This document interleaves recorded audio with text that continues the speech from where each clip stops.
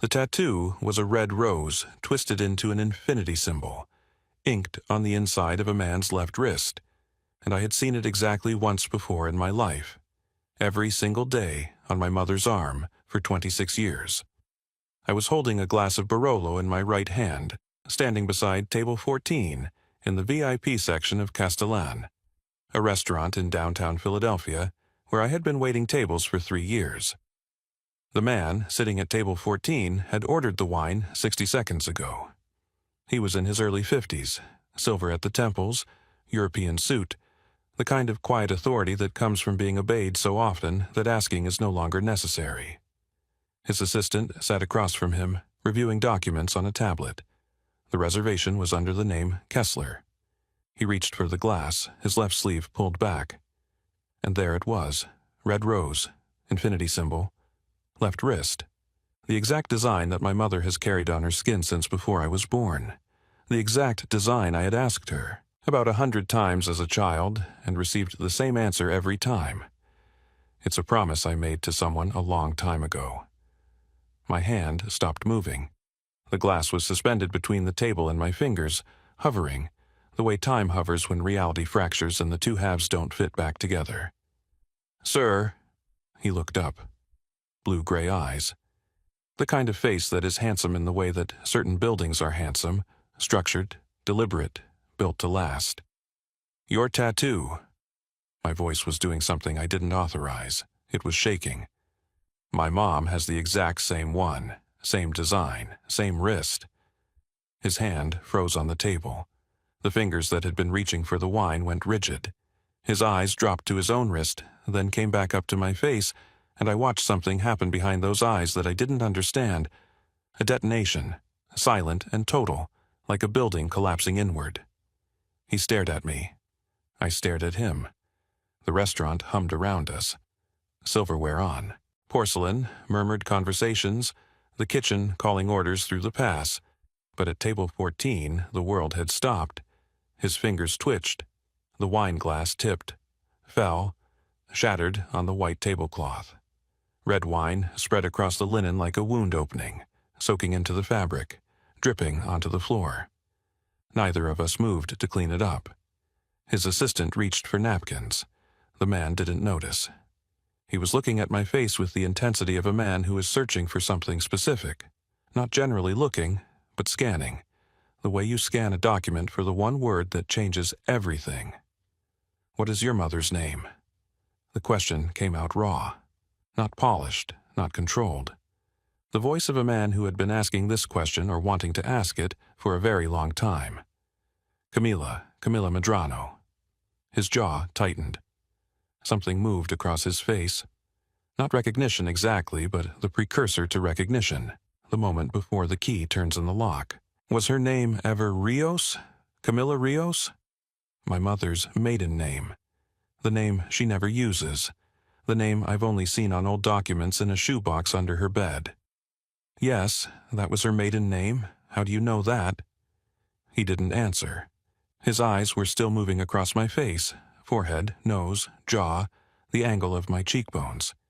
He was reading me the way you read something you wrote a long time ago and are seeing again for the first time. "When is your birthday?" "March 3rd, 1999. He closed his eyes. I watched his lips move silently, counting, calculating, doing the math that would either confirm or destroy whatever he was thinking. When he opened his eyes, they were wet. "Sit down." His voice broke on the second word. "Please, I need to tell you something." "Sir, I'm working. I can't." "Sit down, son." Son. The word hit me like a fist. Not because of what it meant, I didn't understand what it meant yet, but because of how he said it. Like a man who had been holding a word in his mouth for 26 years and had finally found the person it belonged to. I sat down. In the VIP section of the restaurant where I worked, in my waiter's apron, with red wine soaking into the tablecloth, and a broken glass on the floor, and a billionaire looking at me like I was the answer to a question that had been destroying him for half his life. But before I tell you what he said, before I tell you about Philadelphia in 1998, and a laundromat on Frankfurt Avenue, and a red rose tattoo that two people got on a night when they believed they would never be separated, I need to tell you about my mother, because she is the center of this story. She has always been the center, and you need to understand what she carried before you can understand why she carried it alone. My name is Matias Medrano. I was born on March 3, 1999, at Temple University Hospital in Philadelphia. My mother was 22 years old, alone in the delivery room, no husband, no family, no one holding her hand when I arrived. She told me once, years later, that the nurse who helped deliver me asked if she wanted to call the father, and my mother said, "He doesn't know, and he can't know." The nurse didn't ask again. My mother, Camila, came to the United States from Puebla, Mexico in 1997. She was 21. She crossed the border with a group of 12 people led by a coyote who charged $2,000, which was every dollar her family had saved in 3 years. She arrived in Philadelphia because she had a cousin's address written on a piece of paper. The cousin had moved to Chicago 6 months earlier. Nobody told Camilla. She spent her first night in America sleeping on a bench in the Greyhound station on Filbert Street. She spent her first year cleaning offices, 5 buildings, 6 nights a week, $5.50 an hour, paid in cash because she had no papers and no options and no one to complain to if the pay was late or the hours were wrong. She lived in a room she rented from a woman named Rosario Vega in Kensington, a room with a mattress on the floor, a hot plate, and a window that looked out at a brick wall. She never complained. I know this because Rosario told me, years later, when I was old enough to ask about my mother's early years. "Your mother didn't complain, because complaining requires believing someone is listening," Rosario said. And nobody was listening. I grew up in Kensington. If you don't know Kensington, it's the part of Philadelphia that doesn't appear in the tourism brochures. Row houses with plywood windows, corner stores with bulletproof glass, streets where the ambulances come so often that the neighbors stop looking up when they hear the sirens. It's not a place where people build empires. It's a place where people survive, day by day, dollar by dollar, and the ones who make it out do so by a combination of stubbornness and grace that no one can teach because it comes from the particular kind of soil that only poverty provides. My mother raised me in a 2-bedroom apartment on East Allegheny Avenue. She worked days as a home health aide, bathing elderly patients, feeding them, turning them in their beds to prevent sores, driving her beat-up Toyota from house to house across North Philadelphia, 12 hours a day, 6 days a week. She made approximately $31,000 a year. She never missed a day. She never talked about my father, not once. When I was 6, I asked where my dad was. She said, "He's far away." When I was 10, I asked if he was dead. She said, "No, he's alive." When I was 12, I asked why he left. She looked at me with eyes that held something I couldn't identify, not sadness, not anger, something deeper, something sealed, and said, "He didn't leave, mijo. He was taken from us." I stopped asking. What I knew about my mother's past: she came from Mexico. She worked hard, she loved me. She had a tattoo on her left wrist that she touched sometimes when she thought I wasn't looking, the way people touch a scar or a rosary or a photograph of someone they lost. A red rose forming an infinity symbol, a promise she made to someone a long time ago. I assumed the tattoo was about my father. I assumed it was the only piece of him she kept. I assumed that whoever he was gone, and the tattoo was her way of keeping him close without saying his name. I was right about everything except the gone part. He wasn't gone. He was looking for us. Now let me tell you what the man at table 14 told me. Because his name was Bastian Kessler, and he had been searching for my mother for 27 years, and the only reason he hadn't found her was that she had made sure he couldn't. "My name is Bastian Kessler," he said. In 1997, when I was 24 years old, I came to Philadelphia from Germany. My family is the Kessler family, Kessler Werke, an industrial manufacturing company. You won't have heard of it unless you follow German industry, but it's one of the largest privately held manufacturers in Europe. He said this the way rich people say things about money when they're talking to people who don't have any, carefully, without emphasis, aware that the numbers create distance. I didn't come to Philadelphia to work for my family. I came to get away from them. I got a job at a machine shop in Kensington. I rented a room above a hardware store on Allegheny Avenue. I made $11 an hour. And I met a woman at a laundromat on Frankfurt Avenue who changed my life. Allegheny Avenue, the street I grew up on, the street where my mother still lived. This man had lived on the same street as my mother, 27 years ago, in the same neighborhood where I had taken my first steps. Her name was Camila Rios. She was 21. She cleaned offices at night. She was the bravest, most beautiful person I had ever met. And I loved her in the way that young people love, completely, stupidly, with no understanding of what the world would do to us. We were together for 6 months, January to June 1998. We got the tattoos in June. He held up his wrist, the rose, the infinity symbol. It was a promise. Wherever we go, whatever happens, this means we found each other. He paused. The restaurant noise continued around us. His assistant had quietly moved to another table, understanding without being told that whatever was happening at table 14 was not a business conversation. In July, my family found out about Camila. My oldest brother, Friedrich, came to Philadelphia. He told me to come home or be cut off from the family, every dollar, every connection, everything. And he did something else. Bastian's voice went hard, not angry, controlled, the way steel is controlled when it's being compressed. Without my knowledge, Friedrich went to Camilla's apartment and told her that if she didn't disappear, the family would contact immigration authorities. She was undocumented. She had no protection, no lawyer, no resources, and my brother, a man who was worth $2 billion, stood in a cleaning woman's apartment and threatened to have her deported if she didn't leave me. I felt something cold settle in my chest, the cold of understanding something you've spent your whole life not understanding. My mother's silence, her sealed eyes. He was taken from us. Not he left, he was taken. She disappeared, Bastian said.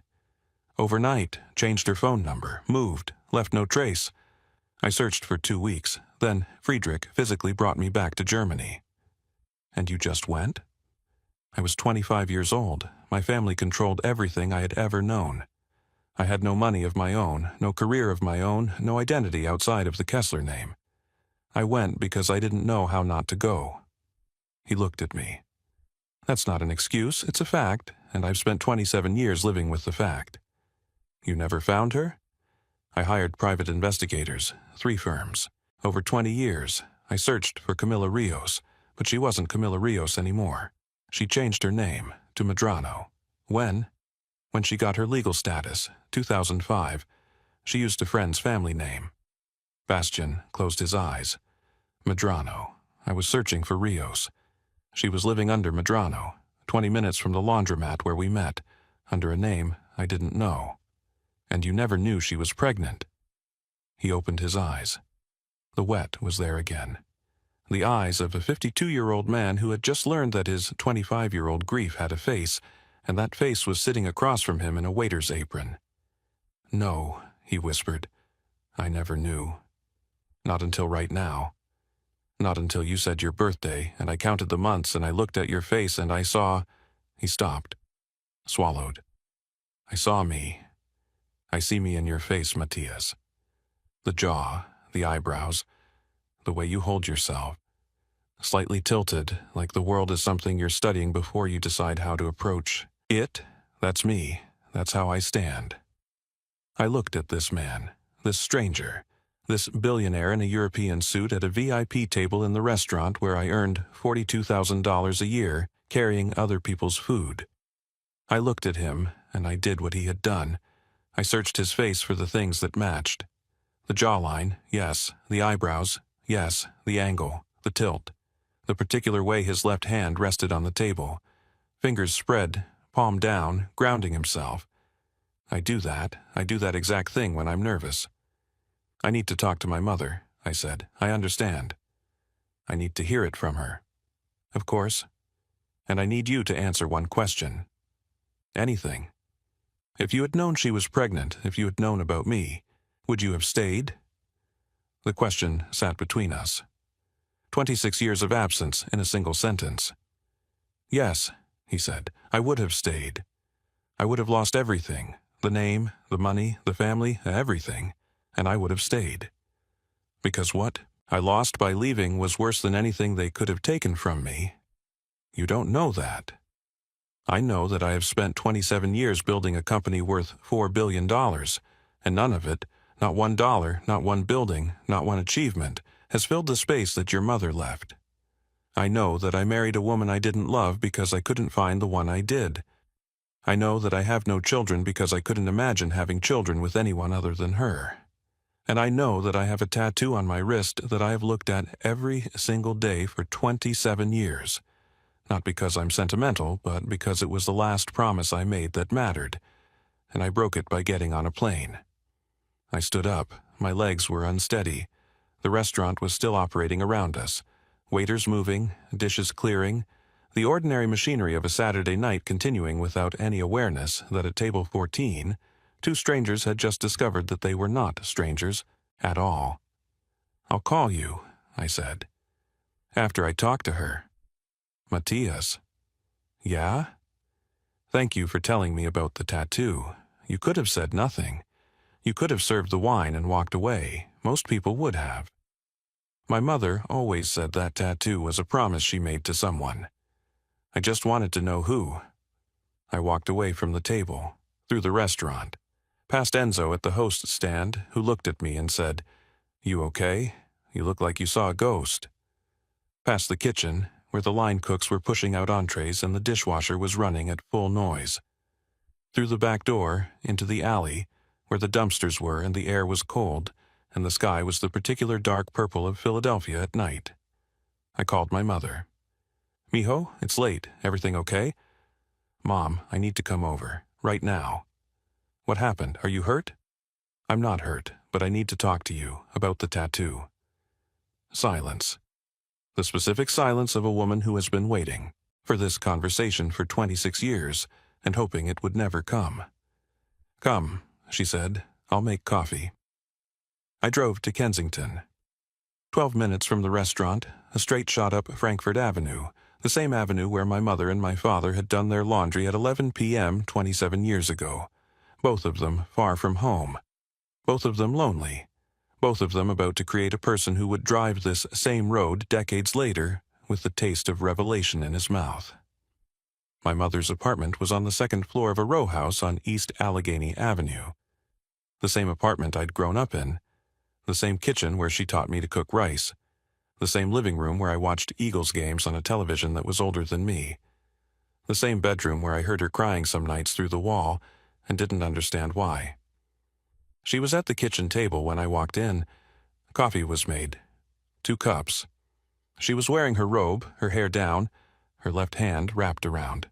Her mug, the tattoo visible on her wrist, the red rose, the infinity symbol, the promise. I sat down across from her, looked at the tattoo, looked at her face, and I said, "I met him tonight, Mom, Bastian. He was at the restaurant." My mother's face did something I have never seen it do. It collapsed. Not slowly, not gradually, not in the controlled way that adults manage their emotions in front of their children. It collapsed the way a wall collapses when the last supporting beam gives out, all at once, completely, with a sound that was somewhere between a gasp and a cry and a prayer. She put both hands over her mouth. The coffee cup tipped. She didn't notice. Her eyes were wide and her body was shaking, and the tears came before she could stop them. 27 years of sealed silence breaking open at a kitchen table in Kensington at 11 p.m. on a Saturday night. "He found us," she whispered through her fingers. "He didn't find us, I found him by accident. He was at my restaurant. I saw the tattoo." "The tattoo?" She touched her wrist. "After all this time, the tattoo." "Mom, he told me everything. About the laundromat, about the 6 months, about his brother, about the threat." I reached across the table and took her hand. "Why didn't you tell me?" She cried for a long time before she could speak. I let her. Some silences need to break on their own schedule, and 27 years of silence doesn't break clean. His family was powerful, Mijo. Not American powerful, European powerful. Old money, generations of it. His brother came to my apartment in July of 1998. I had just found out I was pregnant. 8 weeks.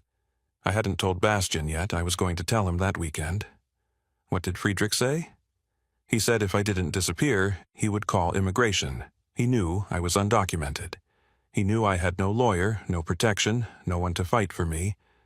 He stood in my apartment, a man in a suit that cost more than my rent for a year, and he told me that I was a convenience for his brother and that the convenience was over. A convenience. His word, not mine. He said Bastian would forget about me in 6 months. He said I was nothing to the family.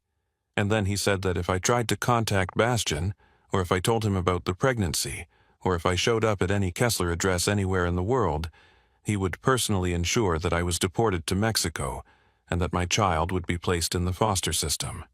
He threatened to take me. He threatened to take you before you were born, before you had a name, before you had a face. He threatened my child, and I believed him, because a man who controls billions of dollars can do things that the rest of us can't stop. So you ran. I ran. I changed my phone. I moved to a different part of Kensington. Rosario helped me. She gave me a place to stay. When I got my legal status in 2005, I used Medrano instead of Rios because I was still afraid that the Kesslers would find me and take you. Mom, that was 20 years ago. Fear doesn't expire, mijo. Fear doesn't look at the calendar and say, it's been long enough, you can relax now. I spent 27 years looking over my shoulder. Every time a man in a suit knocked on the door, every time I saw a car I didn't recognize parked outside, every time someone asked too many questions about my past, I felt it. The same fear, the same cold in my chest, the same certainty that they would come and take the only thing I had. Me? You. Everything I did, every office I cleaned, every patient I bathed, every dollar I saved, every night I came home exhausted and made you dinner and helped you with homework and fell asleep on the couch. I did it for you, to keep you safe, to keep you here, to keep you mine. And the tattoo? She looked at her wrist, touched the rose with her finger. The tattoo was the one thing I kept. Friedrich took everything else.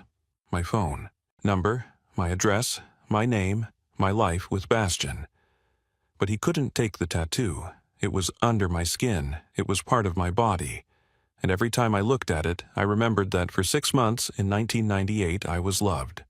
Completely, honestly, by a man who didn't care where I came from, or how much money I had, or what language I spoke. He loved me in a laundromat at 11 p.m. on a Tuesday night. And the tattoo is the proof. He loves you still. She looked at me sharply. Mom, he spent 27 years searching for you. 3 private investigation firms. 20 years of looking. He never forgot you. He never moved on. He built a $4 billion company, and he told me tonight that none of it filled the space you left. She was quiet for a long time. The coffee was cold. The kitchen clock ticked. The sounds of Allegheny Avenue came through the window. A car horn, a distant siren, the particular nighttime soundtrack of a neighborhood that never fully sleeps. He wants to see you, I said. I know. Will you? I'm afraid. Of what? Friedrich? Mom, Bastian left his family. He built his own company. He's not under their control anymore. I'm not afraid of Friedrich. She looked at me. I'm afraid of Bastian. I'm afraid of sitting across from him and seeing the man I loved and knowing that I took 27 years from both of us. 27 years he could have known his son. 27 years you could have had a father. 27 years of birthday parties and school plays and homework and first days and last days and all the ordinary, irreplaceable moments that I stole from him because I was afraid. You didn't steal them. Friedrich did. Friedrich made the threat. I made the choice. You made the only choice you could. Did I? Her voice broke. Did I, Matthias? Or did I make the choice that was easiest for me? Disappear, hide, stay invisible, instead of the choice that was hardest. Fight, tell Bastian, trust him to protect us. I was 22 years old and pregnant and undocumented and terrified, and I chose to run. And running cost your father 27 years of knowing you existed. I held my mother's hand across the table, and I said the thing I had been building toward since I sat down. Mom, you were 22. alone, undocumented, pregnant. A billionaire's son threatened to have you deported and take your baby. You did what any mother would do. You protected your child. You ran because running was surviving, and surviving was the most courageous thing you could have done. She squeezed my hand. The tears hadn't stopped, but something in her face changed. Not relief exactly, but the beginning of something that might, with time and care, become relief. "Will you see him?" I asked again. "Yes," she said. "It's time." They met on a Sunday afternoon in April 2025. Not at a restaurant, not at a hotel. At my mother's apartment on Allegheny Avenue, the same neighborhood where they had met 27 years earlier. The same streets, the same laundromat 3 blocks away, still operating, still open at 11 p.m., still the place where two people had found each other across an ocean of difference. Bastian came alone. No assistant, no driver, no entourage. He wore jeans and a button-down shirt. He looked like a man who had spent several days deciding what to wear to the most important meeting of his life, and had chosen the closest thing he had to what he wore in 1998, when he was a machine shop worker making $11 an hour. I answered the door, led him inside, and left them alone, because whatever was about to happen in that kitchen was between a woman who ran and a man who searched, and their son had no place in the middle of it. I sat on the front steps of the row house. Allegheny Avenue moved around me, kids on bikes, a corner store closing up, a woman walking a dog that was too big for its leash, the ordinary life of a neighborhood that had been the backdrop of my mother's hiding and my father's absence, and the 27-year silence that a red rose tattoo had just shattered. I don't know exactly what they said. My mother told me later that they sat at the kitchen table, the same table where she and I had talked the night of the restaurant, and they looked at each other's wrists. Same tattoo, same ink, same promise, made in June 1998 by two people who believed they would never be separated. Wherever we go, whatever happens, this means we found each other.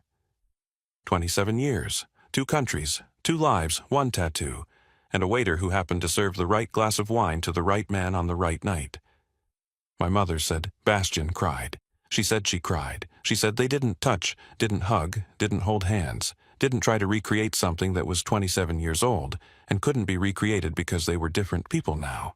They just sat across from each other and told the truth, which was the one thing they had never been allowed to do. She told him about the pregnancy, about the delivery room at Temple, about raising me alone, about Kensington, about the fear. About every night she looked at the tattoo and remembered him. He told her about the search, about the 3 investigators, about the name change that had made her invisible, about building Kessler Dynamics and never feeling like it was enough because the thing he was really building toward, finding her, kept failing. "I would have stayed," he told her. The same words he said to me at the restaurant. "I would have lost everything and stayed." "I know," she said. "That's why I ran. Because you would have given up everything for us, and your brother would have destroyed you for it. I didn't run because I doubted you. I ran because I loved you too much to let them break you." That sentence. I ran because I loved you too much to let them break you. My mother had spent 27 years carrying the weight of a decision that was made out of love, not cowardice. She didn't run because she was weak. She ran because the only way to protect the man she loved and the child she was carrying was to disappear so completely that the people who wanted to destroy them couldn't find either one. Friedrich Kessler found out about the reunion in May. I don't know how. Bastian suspects someone at Kessler Dynamics mentioned his frequent trips to Philadelphia. Friedrich called Bastian for the first time in years. "I hear you found your Mexican cleaning girl." "I found Camilla, and I found my son." Silence. "You have a son. 26 years old. His name is Matthias. He has my face and his mother's courage, and he grew up in the neighborhood where you threatened his pregnant mother with deportation." Longer silence.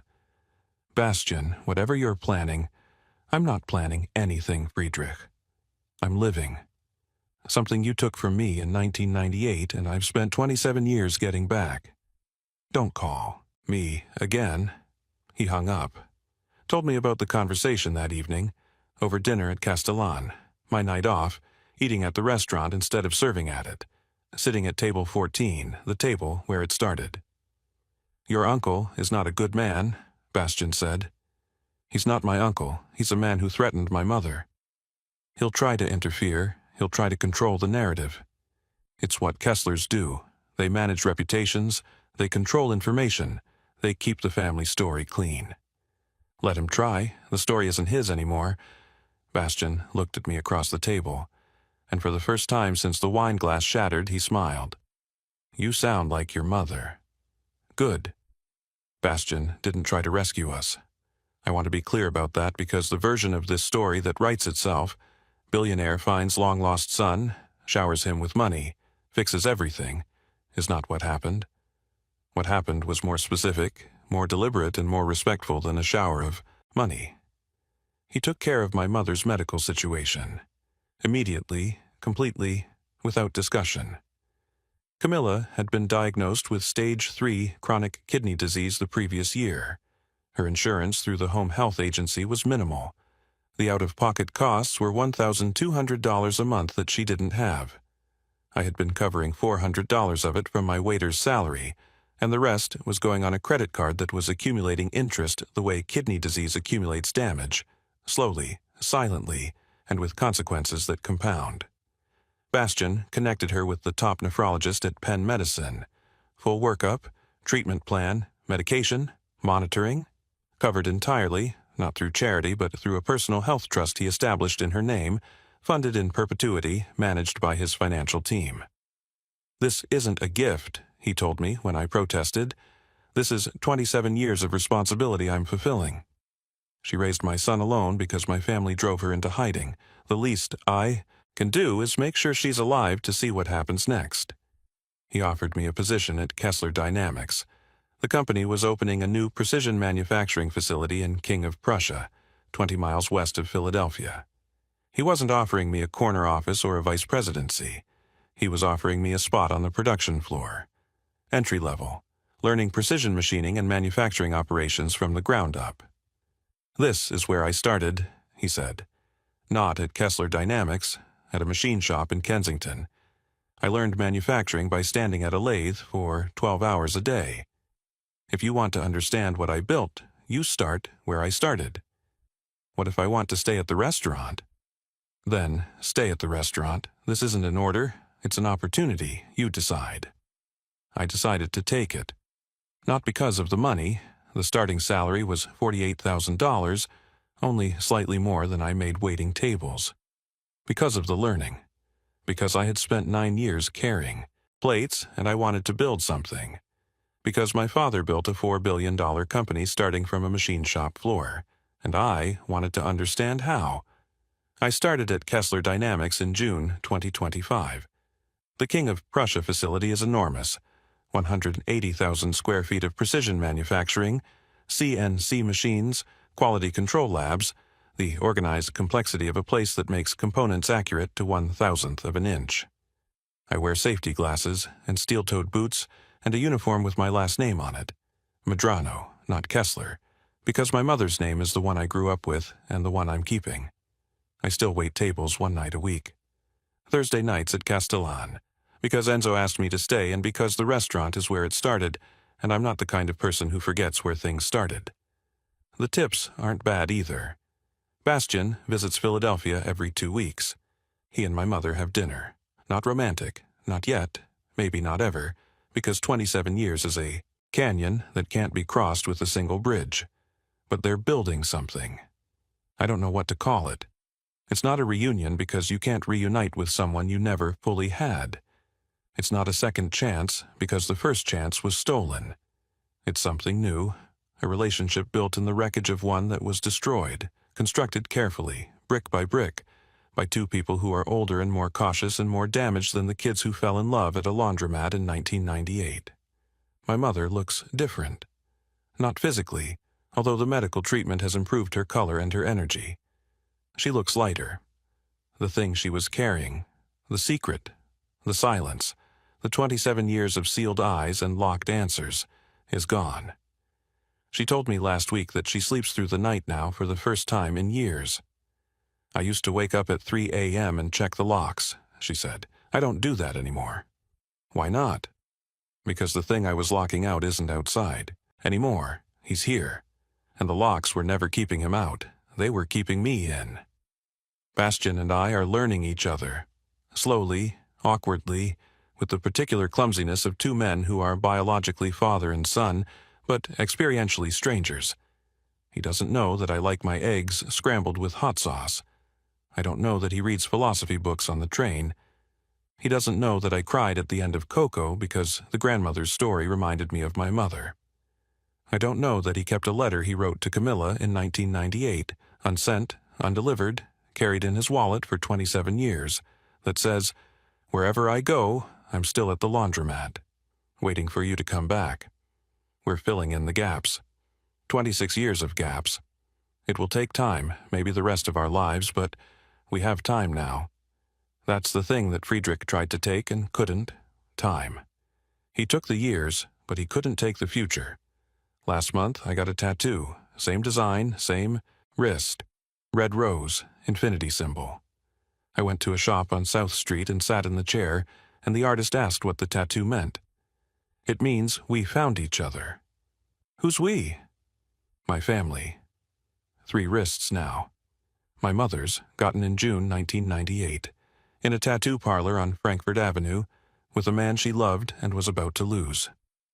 My father's, gotten the same night, in the same chair, with a woman he loved and would spend 27 years searching for. And mine, gotten in August 2025, in a shop on South Street, by myself. Not because I was there the first time, but because I'm here now.